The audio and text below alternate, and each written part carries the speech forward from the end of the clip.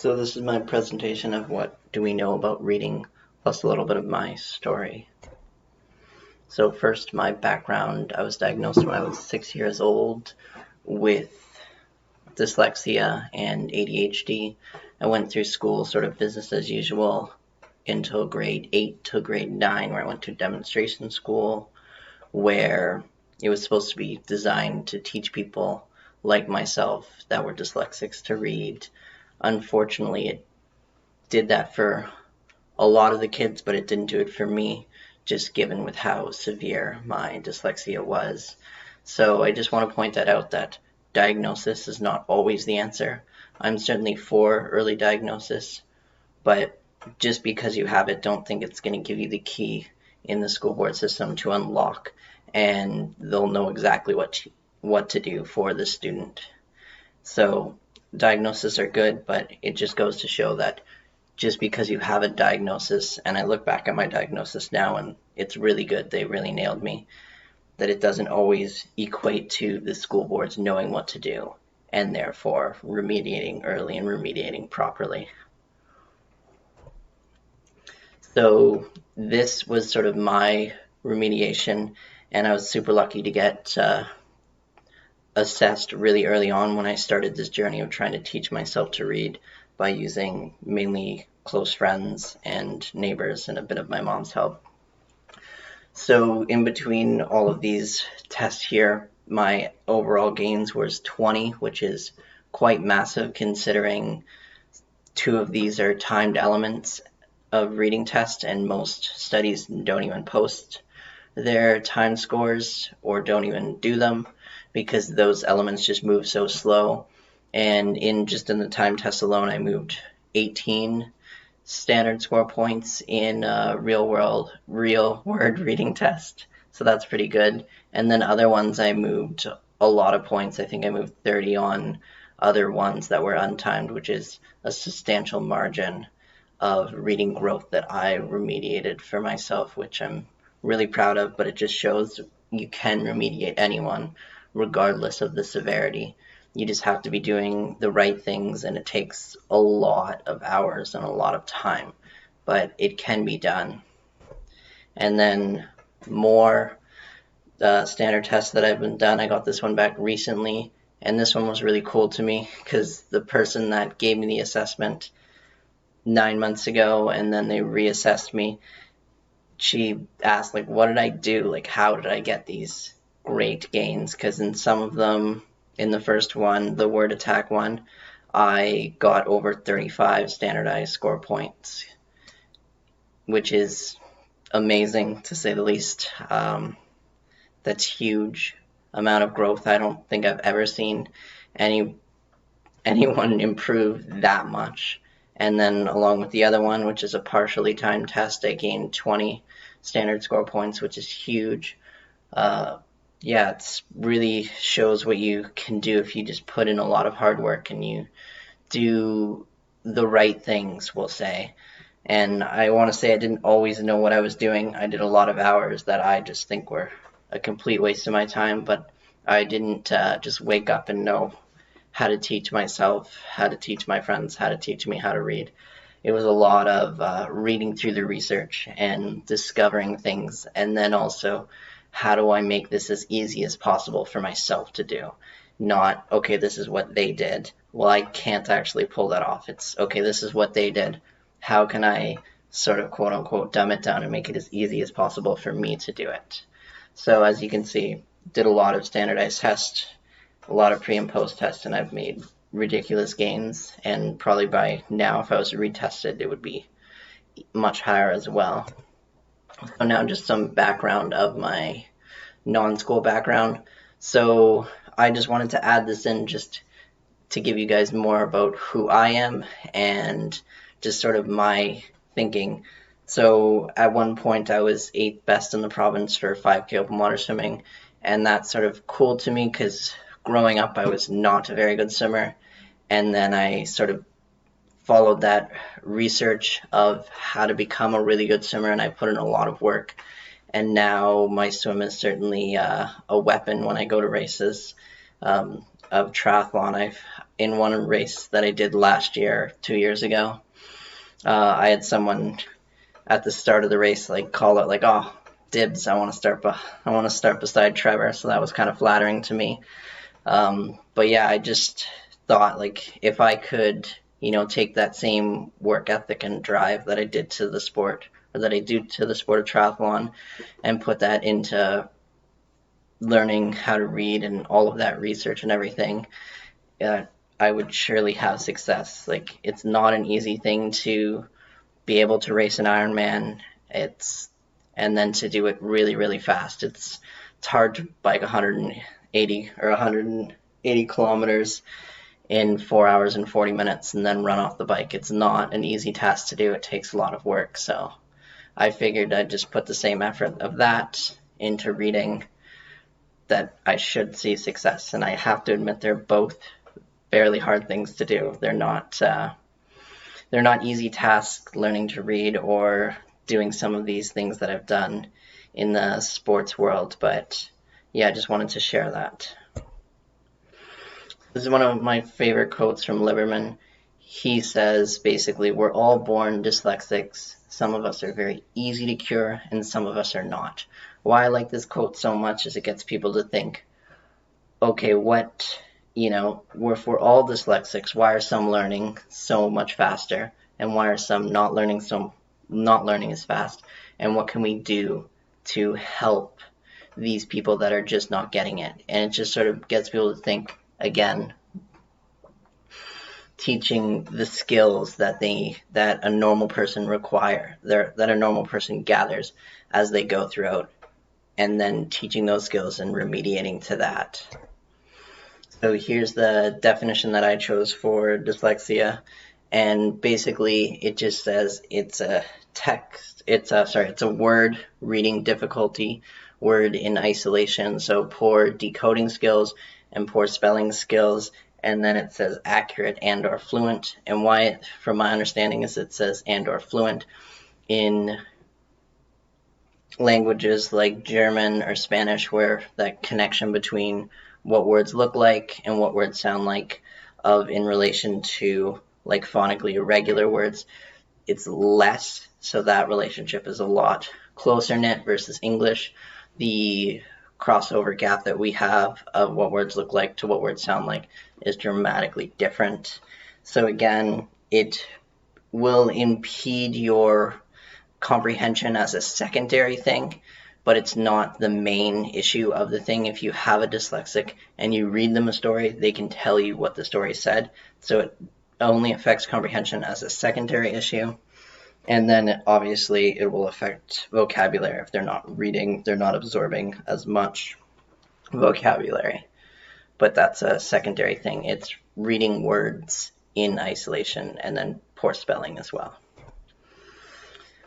So this is something that I sort of, because I was an older dyslexic of 24, 25, I knew I had to retrain my brain. And a lot of dyslexics, when they're such poor readers, they try and read with visual memory. Good readers do not do that. They read through words that are mapped into the lexicon. So I was trying to think of good ways to remediate my poor reading abilities and whatnot. And some of the things that I came up with were reading things like mixed text and mixed cases. I found this to be extremely helpful. It really helped me break my bad habits and sort of retrain my brain to not read based on visual memory. I certainly overdid this activity by a lot, but I really think it's a good activity to do, and it's a good thing that I even do now just for, 5 minutes a week or something like that, because it's just good activity to do. It makes it harder. It's a good drill. I like it. And then using lookalike words. So I did this in isolation of just using lookalike words, but also using lookalike words in sentences. So changing has to as and so on. They're really difficult to read, and you can't rely on context. On context of the sentence, because it doesn't make sense. So it's a bit of like using nonsensical sentences as well. I found this to be really effective and really helpful for me. And then, of course, reading upside down. I did this probably for 20 minutes with a friend one day. We were just having fun where we put the paper upside down and was reading and just put the paper off to the side and just read some words. And there was no real reason for it, but I was really surprised at the real world capabilities or practicality of doing this just for 20 minutes. It really just gave me confidence, and I was able to feel like I could read, and it didn't have to be like perfectly in front of me.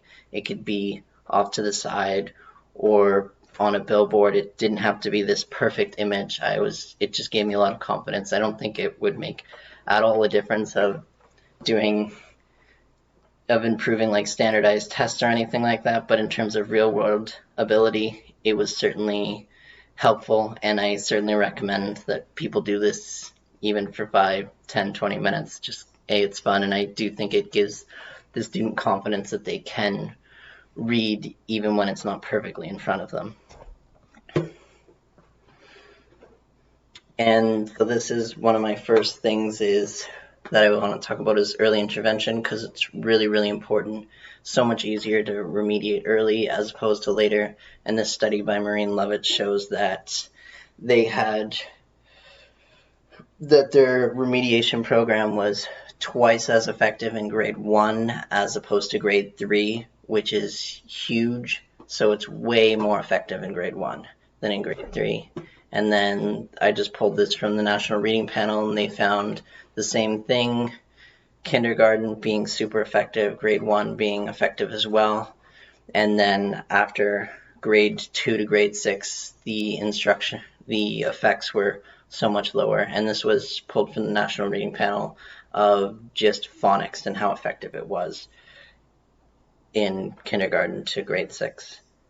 So next study from Joe Torgerson, they took 4 years to roll this program out in first grade, and the amount of people that were the first year of 31% of students reading under the 25th percentile. That's huge. And then every year they trained the teachers more, they got more used to the program, and they improved it. And then by the end of the study, only 3.7% was reading under the 25th percentile. So that's a huge drop. That's a huge drop off from 31%. So early intervention, so important. Can't say that enough. So much more easy to remediate sooner than later. So right now we're basically doing it all backwards. We're diagnosing, accommodating, and remediating when we should really be doing the other.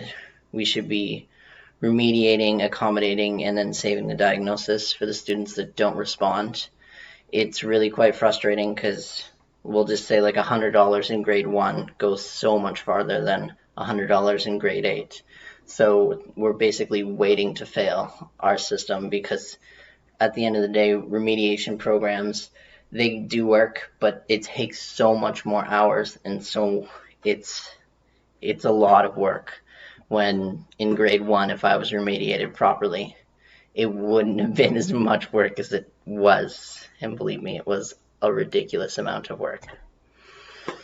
So here, these next few slides, I'm just talking about that there's multiple different ways to remediate people and have really good results. So here is lips compared to embedded phonics. Embedded phonics was a program that Joe Torgerson and his colleagues made, and they wanted to do a comparison. And as you can see of the percentages of where they spent a majority of their time, it was drastically different, but they ended up at the exact same results after 2 years after the study. So it's a really good study. It's certainly worth a read, but it just shows there's multiple different ways to remediate. There's not just one way that will work. There's multiple different ways. And then again, here's a comparison study that Dr. Truce did in 2004, where it was lips, phonographics, and his program, Discover Reading.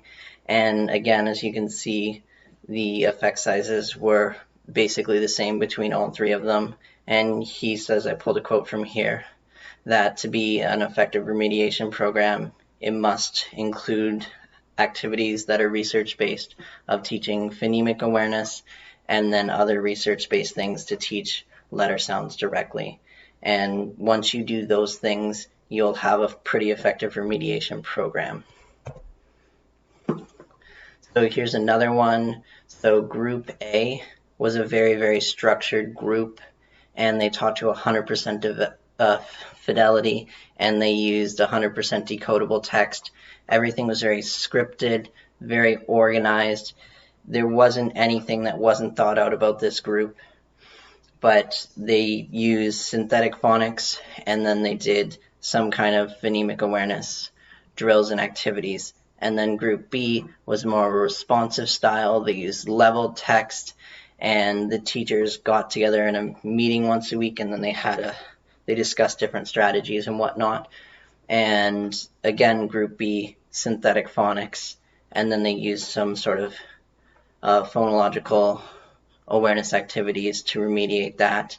And at the end of the study, they found that both remediation programs were both as effective. And this is a quote that I pulled from them and from that study, and I found it kind of interesting that they would say, like, stop debating the best methods. And that sort of proves it right here, is that we have a problem in this literacy world, that we're saying, like, let's stop debating and do something, especially when it comes to early intervention, because something is better than nothing, and there's not huge differences between one. One was so well scripted and well thought out, and the other one was responsive and more like teacher guided and whatnot, and more, we'll just say more loose, we'll call it, for a better lack of words. And they ended up both being the same amount of effectiveness, but again, they still did directly teach letter sounds, and they still both did some kind of phonemic awareness. So that's basically the takeaway from those last 3 slides, is directly teach letter sounds and teach phonemic awareness. And if you do that, your remediation program will most likely be fairly successful. So this was a study that one of my colleagues sent to me, and 80% of teachers thought that phonological awareness was letter sound correspondence. And when I got this email and I read that, I just felt really, really, really sick. I didn't know that teachers and tutors really don't get the grasp of reading and understand the science behind it and of what to do. It really made me sad, and it honestly just confused me so much that we're still not doing a great job in teaching our teachers how to teach reading and just the science behind it. It's really shocking to me. And so this was my own findings. After I saw that study, I sort of wanted to experiment. I wanted to do 50 people, but I had to stop at 31 because it was just getting too frustrating for me to ask questions and look at these responses that I was getting. So I asked 31 tutors, where I sent them basically one of my assessments, and I sent them a paragraph of what I was looking for. And 2 I felt had an okay understanding, an okay grasp of, oh, this is what needs to be done at this time. And then 6 out of the 31 said some really funny things, like, I would teach you better vocabulary, which didn't make any sense because on the assessment it shows that my vocabulary falls in the 50th percentile. So I don't know where they were getting that from. And then, of course, people would just say, like, oh, I would start by teaching you letter sounds and then blends, which, again, that's just didn't make any sense based on my assessment, because for my orthographic knowledge, which is letter sounds, it's 98%, which you essentially really don't need any more than that. So yeah, it just goes to show they were just saying that of, like, oh, this is, what I do. You have a reading issue, let's just directly teach you letter sounds because that's the problem. And then, yeah, so 6 people basically just said the wrong thing. And then the rest of them, the 23 of them, basically had no clue what to do. One person even said about discovery method, and there's 0 evidence that really improves reading very well. So again, I wanted to ask more people, but it just made me so freaking sad, because people just don't know how to teach reading. And these were tutors that went to university for 4 years to be a reading tutor and a specialist. Some of these people were resource teachers. 2 of these people were grade 1 teachers that teach tutoring on the side, and they were trained in some program. So it was just really confusing to me that grade 1 teachers, people that go to university to be tutors, weren't able to come up with a clear plan of what to do. So that really just makes me super sad. So how do we store words in our brain? This basically just means one-to-one sound correspondence, and it's easier to store them breaking the word down, so one-to-one sound correspondent, and then blending it together for one word. So it's not a whole word that we're trying to store, it's little parts that equal to a whole word. We know synthetic phonics is way better than whole word or partial word, like of teaching just the blends and per se. We know it's one-to-one, so that's, yeah, it's how we store words in our brain.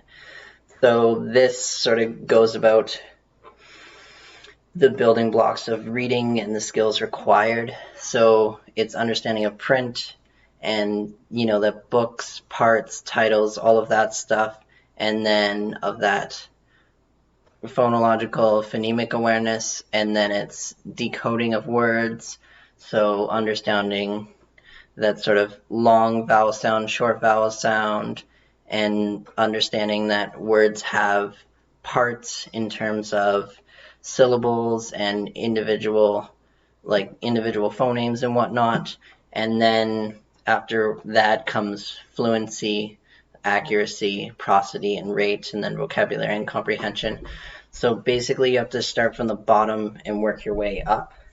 It's really hard to do it the other way, and I find it funny when people are still trying to read and decode accurately, and they're trying to get them to read with prosody and trying to get them to read with a really good rate. I really find that annoying, and it doesn't make much sense. Again, you have to start from the bottom and work your way up. So in other words, what does a story have? It has paragraphs, sentences, words, syllables, individual sounds, phonemes. So you have to work from the bottom all the way up to master the skills of reading, more or less, and then work on accuracy, rate, prosody, and then vocabulary, and then that'll lead to comprehension. So what are the 3 main skills that affect word level reading? That's blending, letter sound knowledge, phonological awareness, phonemic awareness. These are the skills that must be worked on to create good, strong readers. It's very important. And once I learned these 3 building blocks, it sort of gave me a tip. It sort of gave me a point of, okay, these are the 3 things that I need to work on. Now, how do I work on that? What's the best ways to work on that? Or what's the easiest ways? That was more my thing. What's the best way / what's the easiest way? That was sort of my method of thinking. So I looked at it, again, like those 3 building blocks. So I stopped trying to learn to read, but not really. I just wanted to work on those skills in isolation, as I felt that was the easiest way to do it. Trying to do all of these things of trying to learn to read is really difficult, and I think that's one of the reasons why I had a lot of success when I was doing it, is because a lot of people try and work on oral fluency, phonemic awareness, letter sound knowledge, and blending every day, all the time, and I believe that you can pull that off, but it's very difficult.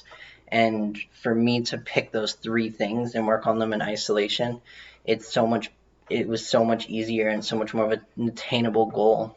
And that's why I was able to have success. And I really think about that because it's like, in terms of the sport of triathlon, I pick a date. Well, I don't pick a date. I pick a race that I want to do, and it's all the way in July. And then I have to build myself up to get there. I'm not trying to be the best Ironman racer that I am in April. I'm trying to be the best in July. So I'm trying to acquire those skills as I go along. And then once I hit race day, then I acquired all those skills and I've integrated them and I put them all together. And then I'm ready to show how fast I am. And same thing with reading, is when people are trying to get good at word level reading, oral fluency, and all this stuff every single day, and then they go to their assessment day, and then they end up and they're like, oh, I improved, 5 standard score points on all of these measures and whatnot. And I've looked at it of like, okay, I don't want to improve on all of these things all the time. I want to improve on one of them at a time in succession and then integrate them together, as it's so much easier to do. And that's why, again, I'm repeating myself, why I felt I had so much success is because I really, I picked that day and then I built myself towards it. Otherwise, you're just trying to mash all of this together and you're trying to get better at all of these things all the time, which is really difficult. And then you end up not being as successful at the end, because what are you trying to do? You're trying to remediate yourself. By the time you're out of your remediation, by the time you have your next assessment, by the time you're out of grade 1, by the time you're out of grade 6, or whatever the case may be. So you're not trying to be as good as you can every day. You're just trying to be good by the time your remediation is done or you're out of that grade or living situation, I should say. So that's just sort of an interesting thought and a different way to think about it, because we're trying to get good at the end of our remediation. So again, I thought of it as a puzzle, trying to just put all the puzzle pieces on the table and then put them together. It would be way too hard to put that like reading with prosody puzzle piece if I'm still struggling with letter sounds. Trying to connect those things together is really difficult. So I wanted everything on the table and then to put it together. And once things were on the table, it did take a bit of time to make those skills usable and integrated, and I was a little frustrated at times. But then once I figured out and, integrated those skills together, then it was like, oh, wow, these puzzle pieces now are starting to really come together. It was kind of like, all the puzzle pieces were there, and then I was building the edges, and then the middle pieces all just sort of are falling into place now. So here's the definition of phonological awareness. It basically just is saying of parts. And then why I chose this, our speech is broken up into individual sound parts, and I wanted to point this out of the definition that I chose, and it says the ability to manipulate sounds in spoken word. So that's really important. It says it in the definition, manipulation. We should really be doing manipulation of sounds, and I'll talk more about that later. But there, and then here's just a quick definition of synthetic phonics. You can pause it and read it, but it basically just means one-to-one sound correspondent. And here's the first study ever done about 38 years ago, basically proving the correspondence between phonological awareness and reading capability. It's really cool. I have a scanned copy of the original that was done 38 years ago. So it basically proves phonological awareness and how important it is to reading, and we need to work on remediating that. It's really cool that I have that study. And then again, I pulled this information from Aries' study, and she basically says it's a growing link between phonemic awareness and sight word recognition, and we need to work on that phonemic awareness piece to make good, strong readers. And it even shows that phonological awareness and really helps with the aid to store letter sounds as well, and not just words as well into our lexicon. So a normal person stores words into the lexicon and they retrieve them through there because they have the word mapped into their brain essentially. And the process to do that is those 3 skills of phonological awareness, letter sounds, and blending. And Aries is one of the reasons why I stuck on with this reading path, because I just thought people were blending words together so quickly, and I thought there's no way I could ever blend words together that quickly. But then once I learned they were basically reading them through their lexicon, and it was actually faster than how they could recognize a single digit, I thought that was really, really cool to learn, and I was on board pretty much of learning how to read once I learned that knowledge. So what does all of this mean? I can see if I can. It's over here. Okay. So basically, phonemic awareness is, phonemic awareness is the understanding that our words are broken up into very small parts, so very small sounds, and then the letters are the labels that we put on them. So we have the spoken words, meaning we're speaking, so it's sound first, and then the letters are put on those things to create the labels. So to give a bit more of an understanding of those labels, so the word more, so that is two sounds. So some phonics programs will just say it's M says O-R says or, and then the E is silent, more. Those were the labels that that person that was making the program set. And it just depends on what phonics program you're choosing. I personally just see this as M saying O-R-E saying or, and that's how it goes. I'm not a huge fan of silent letters. And then enough. This one's kind of funny to me because this was a word that someone was talking about and out of their method of what they do and how it's so much better. And they said, oh, take the word enough, like G-H, never says f. And I was like, but it does in that word. And they're like, oh, it doesn't though. But it has to because it's in that word right there. So therefore, what they just did was they just made the letters in charge of what the sound should say, but it's the other way around. It's sound first. So again, some phonics programs will do the E and the E, N, and then the O-U to say and G-H say f. Or some of them, I know one phonics program that will take the U, G, H, and that says f, so it doesn't get confused when it's at the front of the word, like in ghost. So it's just sort of how we're choosing how to label that word and how to teach kids how to sound them out. And then again, so private, this is sort of an interesting word because it's private or privat, whatever you want to say.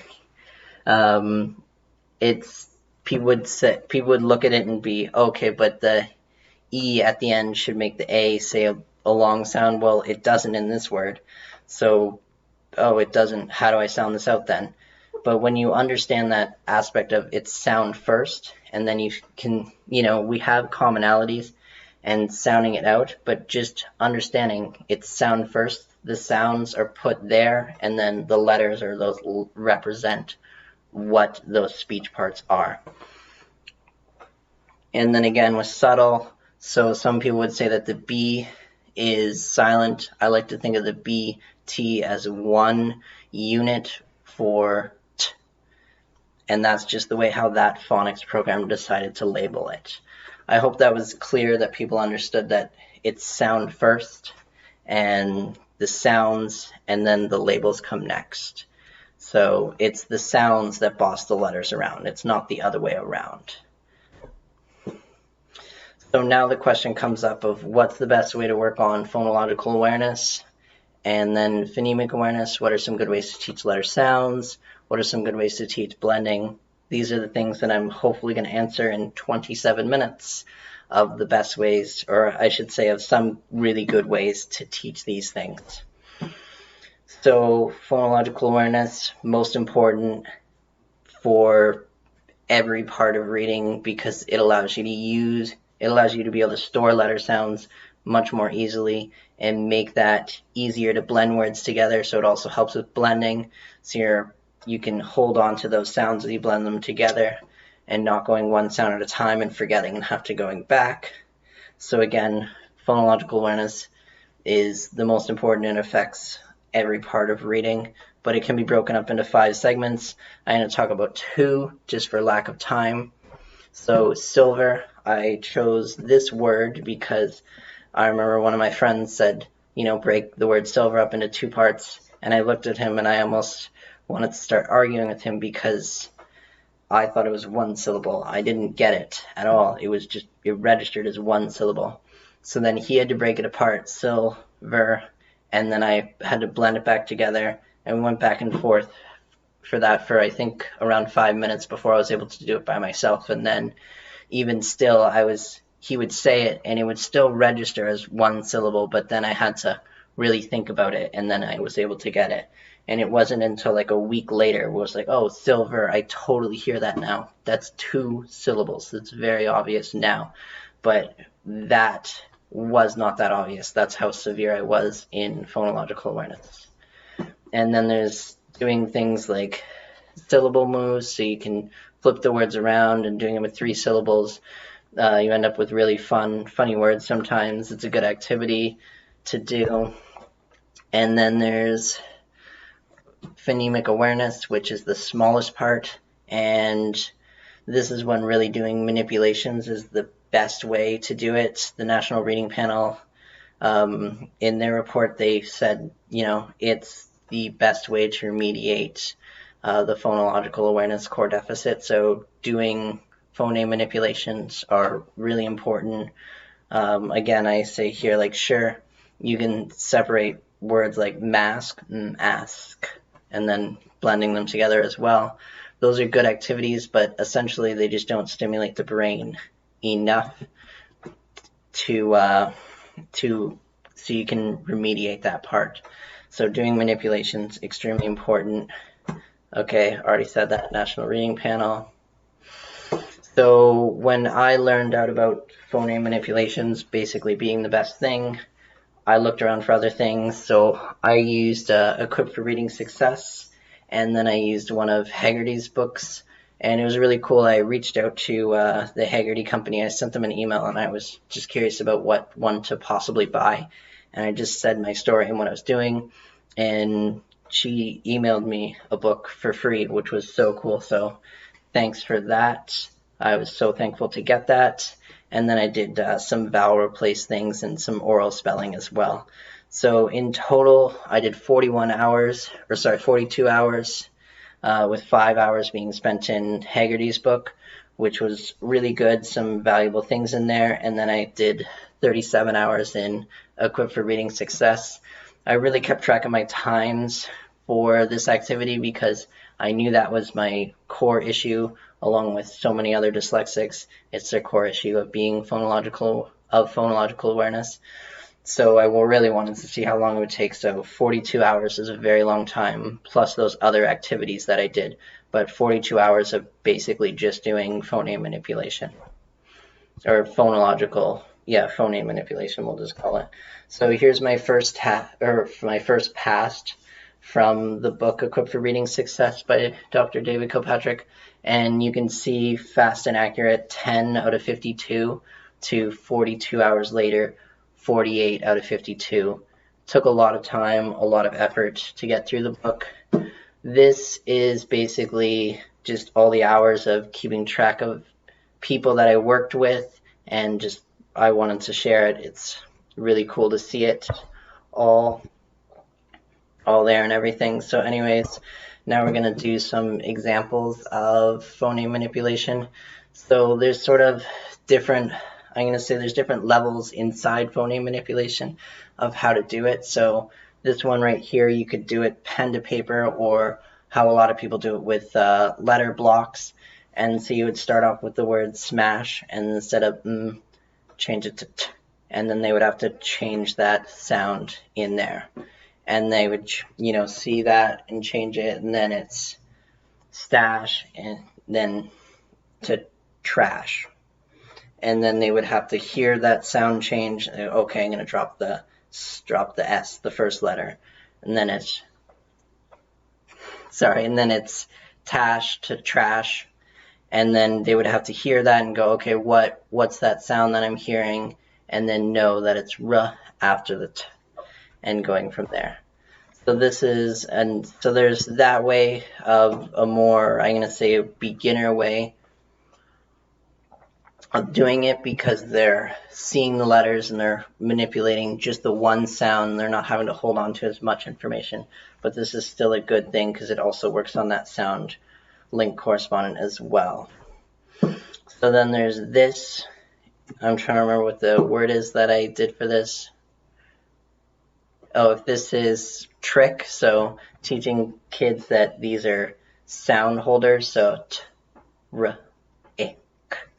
And then if this is trick, take the tr and change to n. And then what do you get? And hopefully you said nick. So again, with the tiles were changed there, and hopefully the student was able to pull down those 2 tiles and replace it with that other one. And then there's 100% oral doing it. So it'd be say tuna, don't say t. And hopefully you would have said una. And then the next one would be say Eve, and now say st at the beginning. Hopefully you said Steve. So it's basically just manipulating of the actual sounds in words. So say Tina instead of say n, and hopefully you would have said Nina. Again, just we're manipulating sounds in words. And these were just a few that I just made up quickly, but you want to work on manipulating vowel sounds, manipulating in blends, manipulating letters, manipulating consonants right after vowel sounds, and sort of all of those sections, so you're able to fully stimulate your brain and remediate that part of reading being phonological awareness, so doing manipulations. And then there's this way, which works on also the phonological working memory side of things. So you have the word Karen to Aaron. So what did I change? So I dropped the k, and having students hear both words and knowing, oh, what was changed or what was added or what was substituted, and then having them say it, because they're having to think about 2 whole words and then they're trying to figure out where that one change was. So that's really good because it helps with, again, sort of that work, I'm going to say working memory, but that phonological working memory. And this is just a page. I kept a rough guide. I was just curious of how many times I did a certain page of Equipped for Reading Success and how many times it took me to finally get through it to a percentage of essentially 80%, where 80% of it was fast and accurate. I didn't do a great job of keeping track of this, but it was just a curious little experiment. So letter sounds. This was really sort of an interesting piece to me because letter sounds are really, obviously they're really, really important. And what am I trying to say here? Letter sounds, it seems that people have really, I'm going to say, like, overcomplicated them and made it harder than it is. In an oversimplification, letter sounds are basically stored in your visual memory. And then once I figured that out, again, it's an oversimplification, I knew what to do. And it's, again, letter sounds are, they're really important.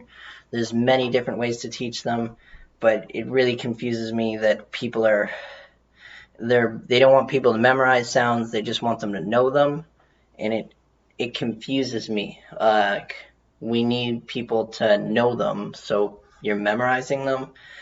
I don't know, it really confuses me. We're just trying to get kids to memorize letter sounds. Maybe that's a bit of my opinion, but we know we need to get people to know letter sounds. So this thing about letter sounds, of how I thought about it, I sort of thought of, well, how did I learn? When I went to college, I studied forestry. How did I learn all of those tree species? And I just sort of took that idea and then I put it into letter sounds, because tree species, those are clearly stored in your visual memory. So I thought, like, well, what did I exactly do? I'm just going to do that. And I would spend like an hour or 2 learning them, and then 5 minutes every day I would just go through and learn them. So I basically did like mass learning followed by space learning, and that's sort of the best of both worlds.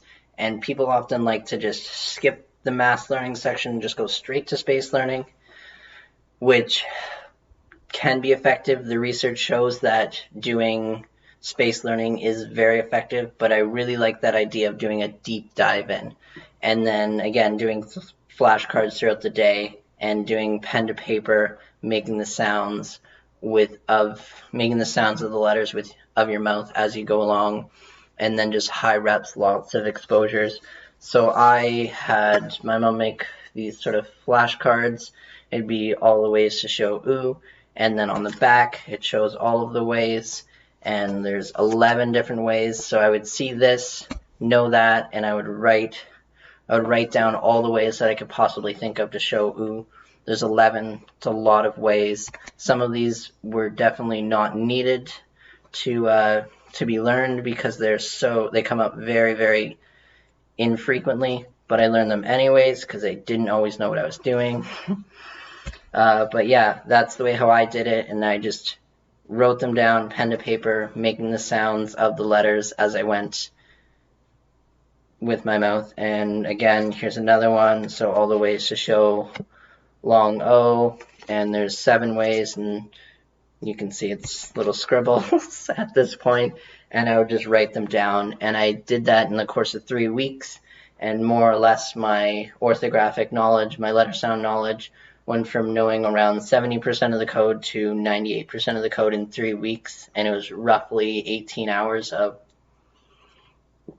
time to know that. And that's because I did a really deep dive, and then I did it essentially 3 times a day, in the morning, before I went to work, after work, and then before I went to bed. And then I sort of gave up on the other ones and just did it before I went to bed, because we know in terms of sleep rhythm and all of that stuff that you're able to absorb knowledge and sort of lock things in your long-term memory by doing things after or right before you go to bed. So I don't know if that sort of reinforces how much research I put into this, that I even looked at research of sleep. So that I just wanted to leave no stone unturned, and I just wanted to really fix these issues the best I could. And I really learned letter sounds in a very quick manner, which I was super happy with. So the amount of overlap, which I talked about before, of letter sounds, there are 44 phonemes in the English language, and there's 176 ways to show them. It is an insane amount of overlap. So much overlap. I don't think any program needs to teach all. I don't think any program should teach all 146 ways or 176 ways to show all of the sounds, because that's just a lot. But I think that a lot of programs, though, don't show enough of them. I kind of like to think about it of have a program that teaches all 44 phonemes and then has the possibility to teach all the other ones, and sort of teach them as much code as they need. So again, that's one thing that the research really doesn't know of. This is exactly how much of the letter sound codes they know. So that's why I sort of like to think about that of like, okay, we should have access to all of it. And we also do know, like, there is 44 phonemes, but we do have really, really effective programs that only teach 43 phonemes or 44, because they rely on the set for variability skills of the student to be able to make those adjustments and using those phonological skills and whatnot. I really am encouraging of programs that use 44 phonemes, but it's not super needed, but it is helpful, especially when it comes to spelling and whatnot. So overlap, this was a cool thing that I pulled. So I pulled a list of 7,000 most common words, and then I got rid of all of the one-syllable words. And then I looked at, okay, what do I did it for a lot of other groups of sounds, but these are one of the ones that I picked. What do these say in what order? So O, U says ow, ooh, ah, in that order. And then of those percentages, and then so on and so on for the other vowel teams that we have here. And I really thought this was interesting because I just really wanted to see what these things were and what the percentages of overlap were. And one thing that I found interesting for AR, it only says R, 47% of the time, and then the other percentage of the time, like 30% of the time says and then 20% of the time says air, and then 3% of the time says or. again, this is from 2 syllables and up. So it's very interesting because so many people will just teach that to say just R, but 30% of the time it'll say and then 20% of the time it says air. And I actually find when I'm reading in just the bands that I'm, like the groups of bands of words that I read, I find that AR will say air first, or sorry, say R first, and then it'll go to air. And that's just what I'm finding. So I will always start with, you know, what's it most likely going to say. It's most likely going to say R. And then I switch to air because that's what I'm just finding I'm coming across more. And then for I wanted to point out that 12% of the time in words that I is present in 2 or more syllables, it'll say E, so the long E sound. And I find programs wait so long to teach that, but it's not super common. 12% is not huge, but it's fairly common. And when you're comparing it to it saying I, long I, 18 to 12, there's not that much of a difference.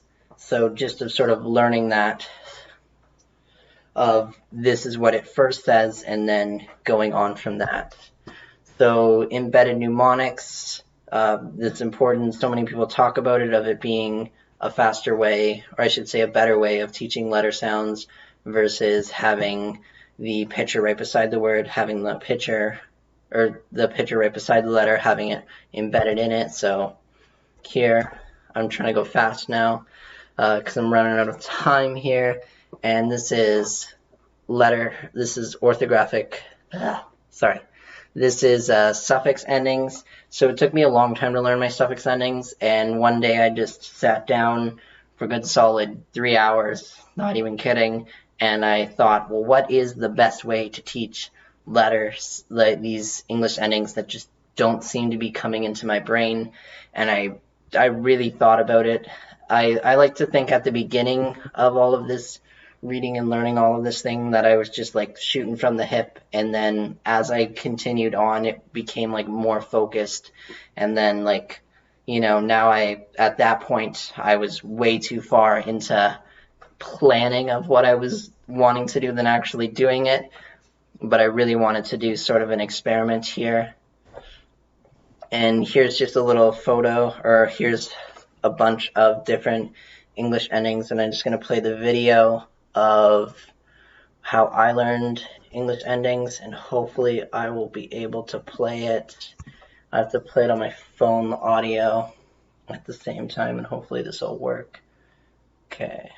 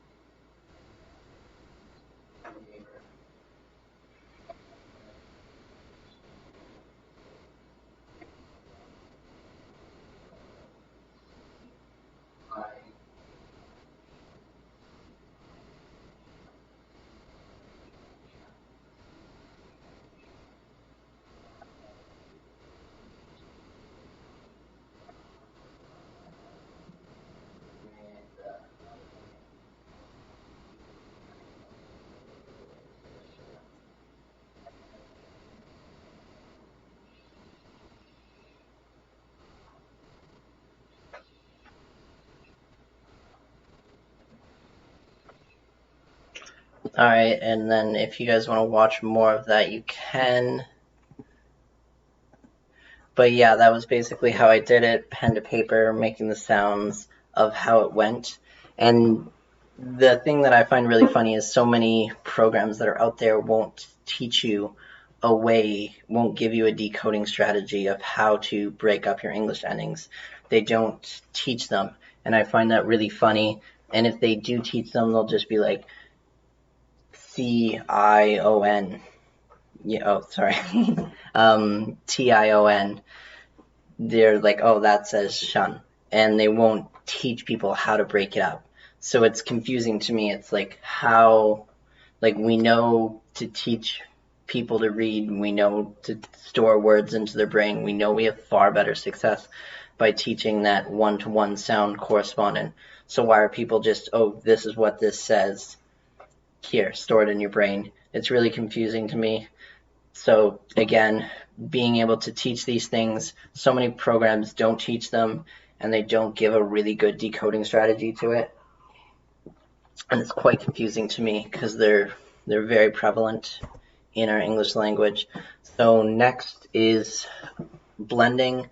So in the research that I found for teaching blending, there was a lot of different things, but basically what I ended up finding and deciding was reading of nonsense words. And again, that has to do with that sort of retraining of the brain that I talked about at the beginning. So you're not trying to read things based off of visual memory. And I really am a believer in reading nonsense words, especially at the beginning of remediation programs. They're really, really helpful. There's so many things you can do with them. There's reading nonsense words is really helpful. I know a few people that have done really expensive remediation programs, and then they bought a book like Toe by Toe, which is one that I used for my nonsense word reading.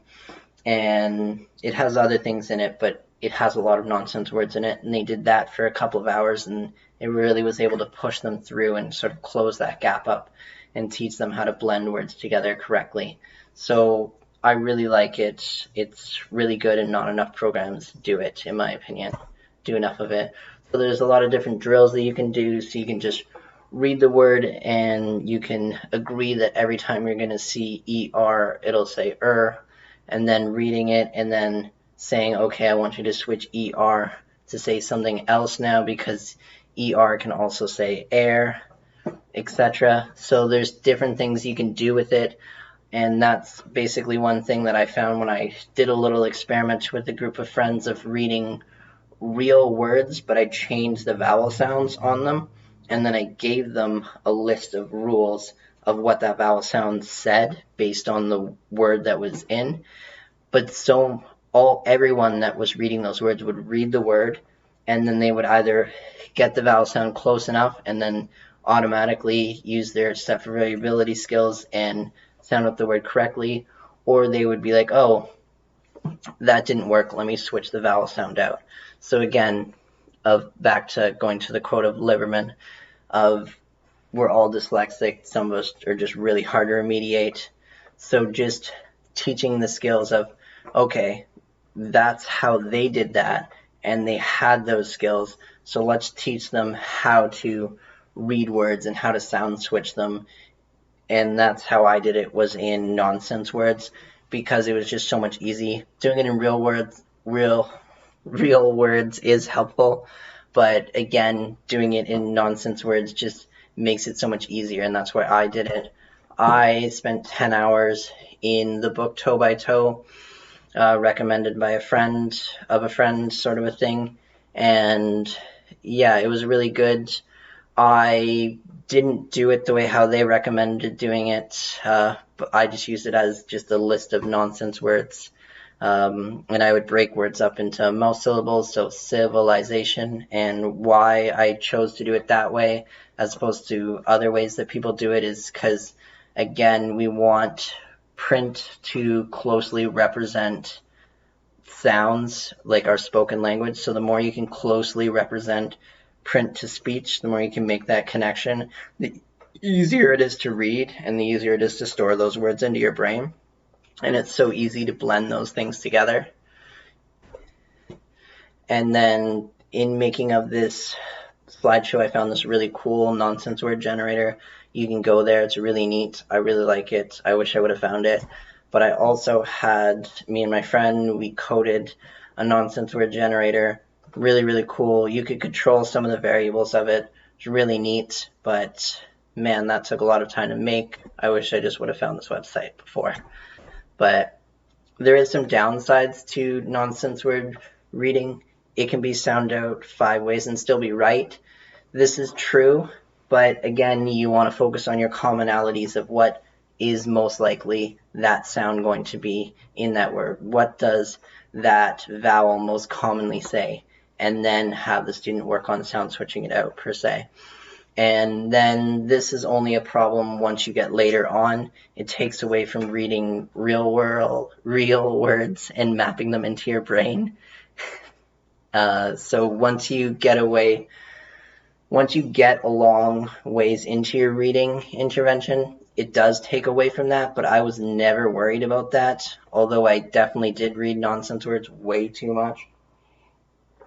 But again, I just really wanted to focus on those three things in isolation and then put them together.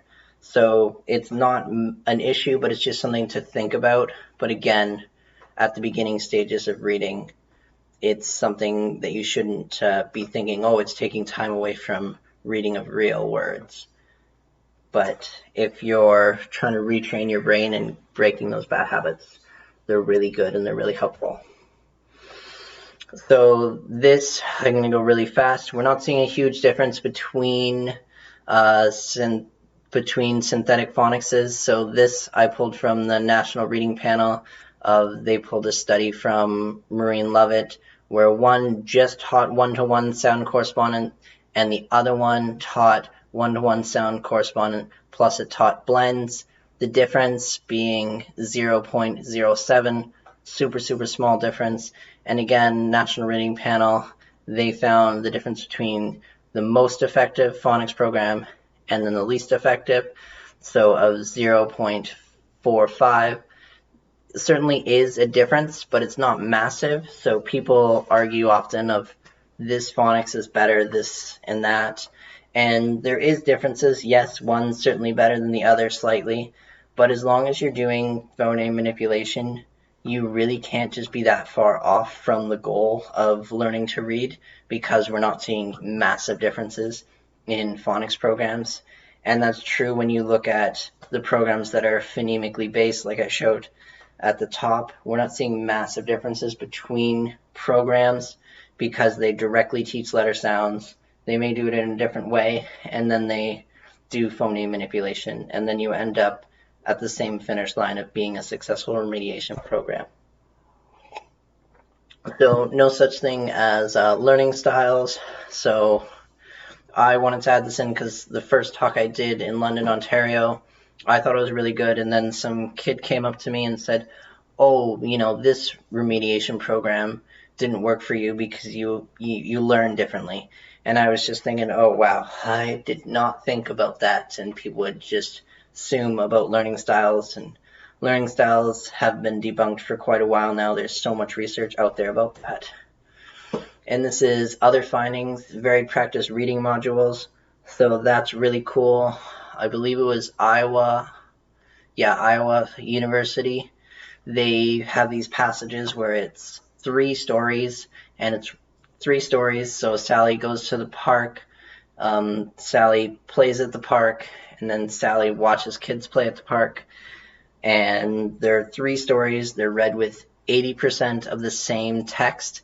So they basically said in the study that it is better than doing repeated readings where you have the same story and you're reading it 3 times, the same paragraph and you're reading it 3 times. They found that this was more effective, and I really like it. It's less boring, to be honest. It's really good. It's $25. I think that most tutors should go and take the course and pay for it. And the course is interesting. You'll learn things, but then you also get those passages along with it and all that content. So then there's glass analysis. It's really good once you have those phonemic skills, because then what glass analysis does, it really helps with that, what words look like and what words sound like in a different way. It's a really good program. And then again, to help with that oral fluency, doing echo reading, where both your reading and your tutor are reading the same passage at the same time. That's a good drill to do. A lot of people tend to overuse it, in my opinion, but it's a good thing to add in. And then doing repeated reading, already talked about that, and then fluency word input. So if you are reading a paragraph and you're working on fluency, if you're at a word and you haven't quite got it, if your tutor just spits it out, so then you're able to keep your fluency rhythm. And then sleep, talked about this before, but when kids are going through expensive remediation programs, the importance of sleep and how effective that remediation program is going to be. Make sure people sleep. It's so important. You're going to get so much more bang for your buck if you're sleeping 8 hours when you're spending a lot of money on remediation. Spelling, man, I am way over an hour, but that's okay. So spelling, so much harder than reading. This is a quote that I pulled from one of my colleagues, Una. She basically says, it's so much harder, it's so much easier to recognize a face versus creating one. Spelling is so much harder than reading. Reading, you can obviously rely a bit on context of the sentences, and simply put, spelling, there's no place to hide. And so for me, spelling and what I've sort of thought in the simplest manners of terms is sort of memorize your orthographic tendencies and then use your visual memory after you've spelled out the word and you've used your orthographic tendencies to go, does that word look right? And then spelling words like they sound. So it's not money, it's money. So saying that, and it's not animal, an immal, and like doctor, doctor, saying that as you're spelling it. Therapy, therapy, doing that one. That one's hard to do, but while you're spelling it out and sort of going back and forth. So the word animal, that was one that I spelled wrong, and I just said it, and then my person that I was working with said it, and we just went back and forth before I was able to get it. It's like, oh, animal. And once you're able to do that a few times, your brain will start to do it. I never did it with the word method, but one day I was typing an email and I was typing out and got to that word. I was like, method. I was like, oh, that was interesting. I've never done that before with that word, but my brain's starting to recognize those patterns and to absorb those things. So here's just some orthographic tendencies. You can screenshot these. Some more. This is sort of, again, what I talked about before of what I think. I'm not saying this is better or anything. I'm just sort of saying that I believe it's easier of doing a remediation program where you spend, your first 50 hours where you're spending time on phonological awareness, and then 20 hours in teaching letter sounds, 5 hours of reading text, 2 hours of spelling, nonsense word reading. And then once you've done that for the 50 hours, that of sort of working on the skills of reading and a little bit of reading of text, sort of flipping it afterwards for the last 50 hours per se, of where you're spending majority of your time reading text and then the other half of the time working on those skills. That's just something sort of to think about. I'm not saying it's better or faster, just sort of trying to challenge people's thinking, and I'm going to say it's probably easier. So this is something that is sort of, I don't know how to say this, but sort of an emotional part for me. I think teachers are often overestimating how effective their students are reading. So back when I had a private tutor for a few hours of remediation at the beginning, I did an assessment in one of the levels. It came back as grade 2.2, and my tutor argued with me and said I could read way better than that. And I was thinking, well, that's like, it's a standardized test. I wouldn't argue with that. I'm sure, if I did it on another day, it might have been a little bit different, but we're not seeing huge percentages swings in days. It's like if I go to a track and run a 400 meter, I'm not going to argue with the track and say I'm way faster. Again, it's like the sport of triathlon. I'm going to do my race. I'm thinking I'm going to go under 9 hours and 10 minutes for an Ironman, but it turns out I'm not that good. I only go 9 hours and 24 minutes. So again, it's just natural humans. We like to overestimate how effective we are. So the importance of pre and post testing to see how effective you are is really important. So right now in the field of reading, there's so many people rely on anecdotal evidence. And what I'm going to say to that is, or how I'm going to explain that, is when I hear people say like, oh, I use this program and it worked. And it's like, oh, it did. To what level? Like, where's the proof that it worked? Because if we don't have these pre or post tests, we really don't know how effective it is. So whenever someone says like, oh, I use this program, it's super effective, and it's like, oh, it is? Where's your proof of that? And if they don't have any, then, you know, I'll go online and I'll find proof of it. And it's like, oh, well, it turns out your program that you're using, you know, by this meta-analysis study that looked at, you know, 37 studies with really good p-values, and they found that your program that you're using only has an effect size of, you know, 0.36 or whatever. And it's like, oh, it's, you know, it's mildly effective. So again, it's just of people thinking that what they're remediating is so effective, but they don't have any proof of it. And then when I go and I find proof of it, and then it's, you know, it's really hard to argue with a meta-analysis with really low p-values, and yet people will still do it, and it's really confusing to me. We have really good studies of programs that work really well with really low p-values, and then other people will be like, oh, I've remediated 35 kids, and it's based off how I feel, how effective I was, and I think I'm this effective. But then we go and look at programs that were studied, or then we go and look at that program that was studied in a lab setting, and we find out it's not as effective as they think. So it's just, I don't know, it's confusing to me that people are just buying into that, oh, it remediated this person, it's effective. But it's based off of how that tutor said it worked. And from my experiences, and other times too, that when those people do go and get tested, they end up not reading as well as they thought, and then they argue with the standardized test, which is really quite crazy to do. Here's just some benchmarks. I wanted to just add this in quickly. So some benchmarks of reading words per minute, and this is taken in the middle of the grade. You can screen snap that. And if any questions, you can email me here, and I'll get back to you. Anyways, thanks for sitting through this presentation. I realized it was longer, and here's all of my references. And that is it.